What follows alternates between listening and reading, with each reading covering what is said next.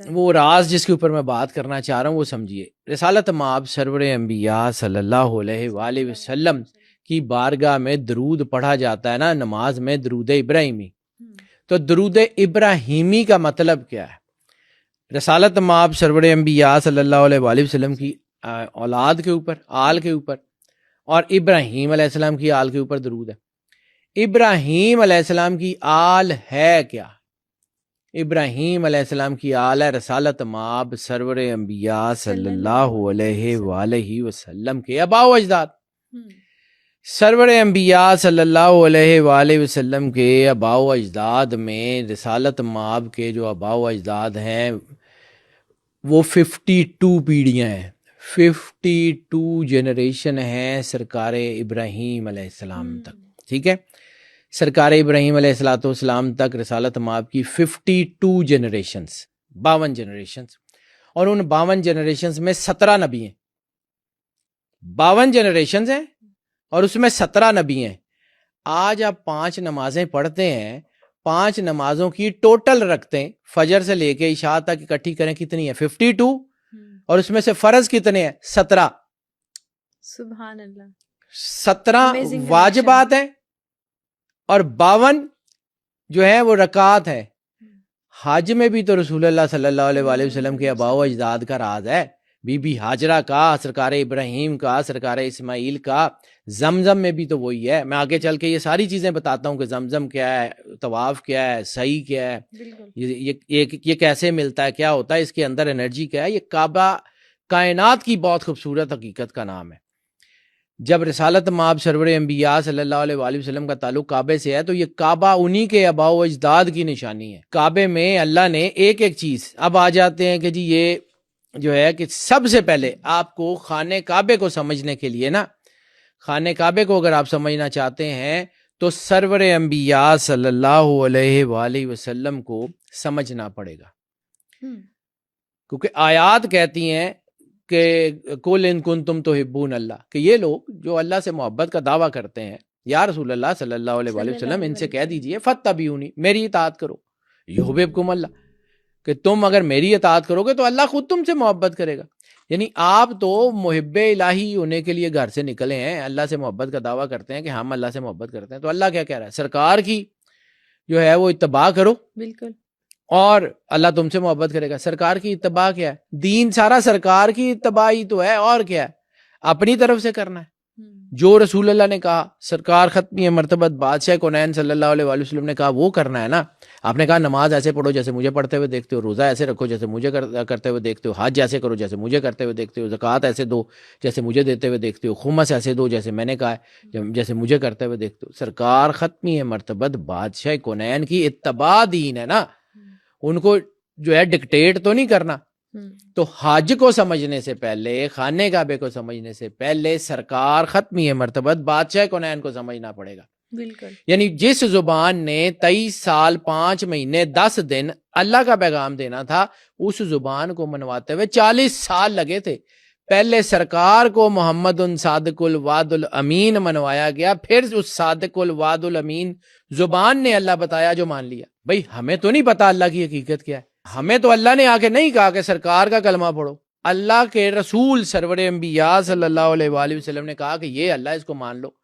نہیں سمجھ آتا تب بھی مان لو، تمہاری عقل میں پڑتا ہے تب بھی مان لو، نہیں پڑتا تب بھی مان لو، یہی اللہ ہے. ہم نے مان لیا کیونکہ وہ اتنی مقدس زبان ہے.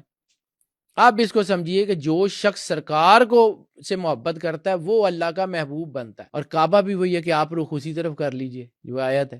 ٹھیک ہے، اب سمجھیے کہ یہ جو راز ہے اس ساری معرفت کا، وہ مدینۃ العلم سے ہو کے نکلتا ہے. اور مدینۃ العلم کا راستہ باب مدینۃ العلم سے ہوتا ہوا، صالحین سے ہوتا ہوا عام مسلمانوں تک پہنچتا ہے. وہ راستہ جو ہے نا وہ عام مسلمانوں تک پہنچتا ہے. اس کو سمجھیے کہ اس گھر کو جو عزت بخشی، اس گھر کا جو طواف ہے، وہ اصل میں سرکار ختمی مرتبت بادشاہ کونین کی وجہ سے ہے. بے مصطفیٰ بے رسان خیش را کے دین ہما اوست، اگر بے او نہ رسیدی تمام بولہ بیست، کہ اگر تم کہیں پہنچنا چاہتے ہو تو سرور انبیاء صلی اللہ علیہ وآلہ وسلم کی بارگاہ تک پہنچو. پھر تمہیں راستہ سمجھ آئے گا. یعنی علامہ صاحب نے یہ بھی کہا تھا نا کہ محمد سے وفا تو نے تو ہم تیرے ہیں. یہ جہاں چیز ہے کیا لوح و قلم تیرے ہیں. اللہ کہہ رہا ہے کہ میں تمہارا ہو جاتا ہوں اگر تم سرور انبیاء سے وفا کرو. یہ اسی آیت کا ترجمہ ہے کہ کل ان کنتم تحبون اللہ فاتبعونی. پھر اطیعوا اللہ و اطیعوا الرسول کو سمجھنا پڑے گا. اطیعوا اللہ و اطیعوا الرسول و اولی الامر منکم. اب یہ ایک بات لکھ لیں, لوگوں کو سمجھ آئے یا نہ آئے, لیکن میں اپنے ایمان کی حد تک جانتا ہوں کہ اطیع اللہ کا حق ہم ادا کر ہی نہیں سکتے. اطیع اللہ صرف اور صرف اور صرف سرکار ختمی مرتبت بادشاہ کونین کی ذات ہے. ہم سب جتنے بھی ہیں وہ اطیع الرسول ہیں. ہم نے سرکار کو فالو کرنا ہے. اللہ سرکار سے گفتگو کرتا ہے, سرکار کے واسطے وسیلے سے لوگوں کو سے بات کرتا ہے. کل کا مطلب ہے یا رسول اللہ صلی اللہ علیہ وآلہ وسلم آپ ان کو فرما دیجئے. یعنی اللہ تو خود گفتگو ہی نہیں کرتا, اللہ تو کہتا ہے سرکار آپ کہہ دیں بس. اللہ تو سرکار کے واسطے وسیلے سے گفتگو کرتا ہے. اللہ تو اپنے پیغام بھی سرکار کے وسیلے سے, قرآن ہے تو سرکار کے وسیلے سے, حج ہے تو سرکار کے وسیلے سے, دین ہے تو سرکار کے وسیلے سے.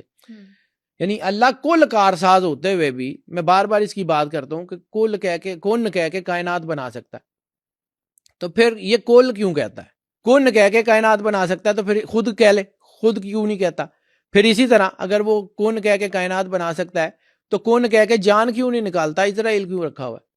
کن کہہ کے ہدایت کیوں نہیں دیتا؟ 1,24,000 نبی کو بھیجتا ہے. اس لیے کہ ان کے وسیلے کے بغیر اللہ نہیں چلتا. ہم کیسے چلیں گے اگر بے او نہ رسیدی؟ تمام بولا حبیث کا ترجمہ یہ ہے. اب آگے اللہ کے پاس جانے کے لیے ہوتا کیا ہے؟ توبہ کا فلسفہ جو قرآن پاک نے دیا ہے. قرآن پاک کہتا ہے کہ یا رسول اللہ صلی اللہ علیہ وآلہ وسلم, اگر یہ لوگ اپنی جانوں پہ ظلم کر بیٹھیں اور اپنے کیے پہ نادم ہو کے آپ کی بارگاہ میں پیش ہو جائیں تو اللہ کے رسول کو چاہیے ان کو معاف کر دیں. یہ اللہ کو تو معاف کرنے والا اور مہربان ہی پائیں گے. توبہ کا کانسیپٹ یہ ہے, اپنے آپ کو پاکیزہ کرنے کا کانسیپٹ یہ ہے کہ پاکیزہ ہو کے اس پاکیزہ گھر میں جائیں گے تو چیزیں ٹھیک ہوں گی نا. تو اپنے آپ کو ظالم ماننا, ربنا ظلمنا انفسنا وان لم تغفر لنا, کہ اے اللہ ہم نے اپنے اوپر ظلم کر لیا. لا الہ الا انت سبحانک انی کنت من الظالمین. یہ دونوں یہ آیات یہ بات بتاتی ہیں کہ جب تک آپ اس نتھنگنیس کو اچیو نہیں کریں گے, اپنے آپ کو ختم کر کے خود کو سرور انبیاء صلی اللہ علیہ وآلہ وسلم کی ذات میں سرنڈر نہیں کریں گے, ان کے قدموں پہ سرنڈر نہیں کریں گے, دین اور کعبے کا راستہ نہیں نکلے گا.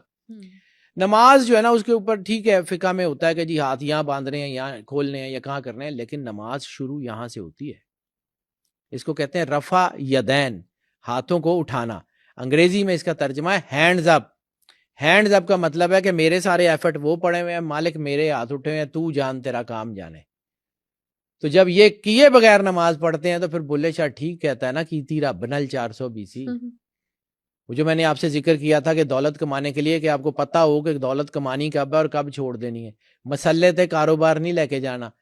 سورہ جمعہ میں اللہ نے کہا تھا کہ جب جمعے کے دن نماز کے لیے اذان دی جائے تو کاروبار چھوڑ دو, یعنی اللہ کے پاس جاؤ تو اللہ کے لیے جاؤ. تبھی تو کہا تھا فَإِذَا فَرَغْتَ فَانْصَبْ وَإِلَىٰ رَبِّكَ فَارْغَب, جب اپنے کاموں سے فارغ ہو جاؤ پھر اللہ کی طرف جاؤ.